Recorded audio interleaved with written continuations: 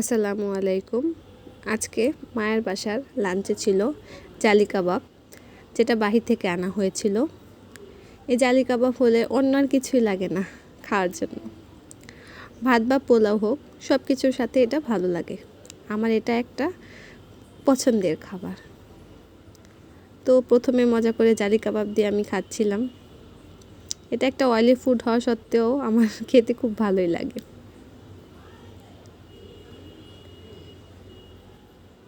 এরপর ছিল আস্ত ইলিশ মাছ ভাজা, যেটা শুধু আমার জন্য স্পেশাল করেছিল। আমি পেঁয়াজ ভাজার সাথে শুকনো মরিচ ভেঙে তেল দিয়ে ভালো করে ইলিশ মাছ ভাজার তেলটা নিয়ে খাচ্ছিলাম।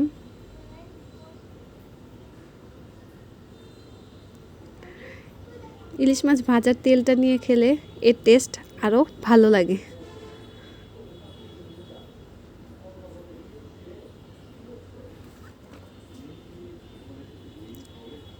এরপর নিয়েছিলাম মুরগির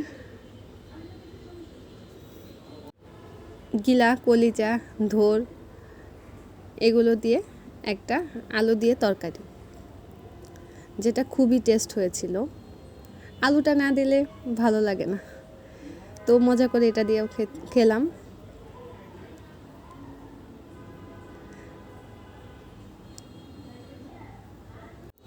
খাচ্ছিলাম আর অনেক অনেক কথা বলছিলাম আম্মুর সাথে। তো এটাই ছিল আজকে আমার দুপুরের লাঞ্চের মেনু। আসসালামু আলাইকুম, সবাই ভালো থাকবেন।